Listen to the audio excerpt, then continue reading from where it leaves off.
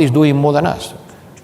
Yeah, maybe you don't believe me, but tell me who is doing more than us to defend human rights in the world. We can many things. We are not perfect. We certainly lack many occasions of being more vocal when human rights are being violated. I think the European Union is doing a lot to support democracy and human rights around the world. I'm being told we have to leave it here, but I do want to take a final quick word. It's a good discussion, that's why we've gone a little bit longer, but let's do it. Someone asked, what is the time schedule for Europe to beat Russia? The time schedule is now. We're doing it now because we know that Russia is using its propaganda, and it's a battle for people's minds. So we have to understand that we cannot time any longer.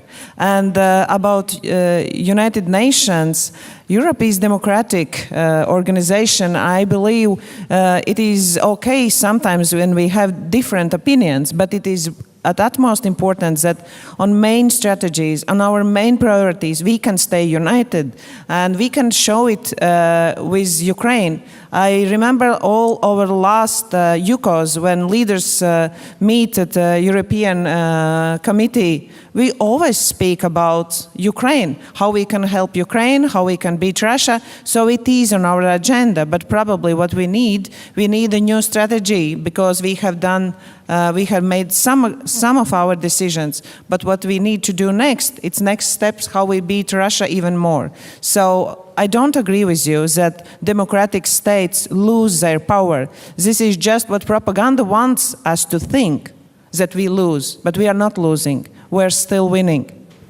Thank you for that. There is no question that the reason we have been able to react so strongly and quickly against the war in Ukraine was the fact that we were able to unite in an unprecedented speed, both when it comes to sanctions and support for Ukraine.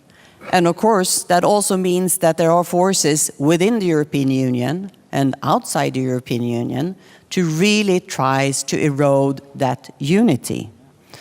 And we have to be very aware of these threats, both, not at least, when it comes to the election in the European Parliament. I mean, it's rather obvious that Russia will be spreading disinformation and being very active to persuade our citizens to vote for parties that are not so interested in having a well-functioning and strong European Union. And of course also to take the debate every day with those parties and those political powers that want to erode this unity. And one thing that the next Commission, I hope, will be working with is to have a stronger regulation when it comes to our big tech companies, our social media, because we do know that those algorithms do amplify messages with hate, division, anger, fear more than other messages. And this is really bad for our democracy and our unity. So that's something for the next Commission to continue to work to regulate big tech companies. Well, thank you so much for that. We have reached the end of the session. I want to thank the four of you for taking the time and taking all these questions. The questions from the audience, it was a pleasure. Thank you very much. Thank you. It's always the same asking for more. Ladies and gentlemen, please remain seated. The main program will continue with the final session of this year's Munich Security Conference.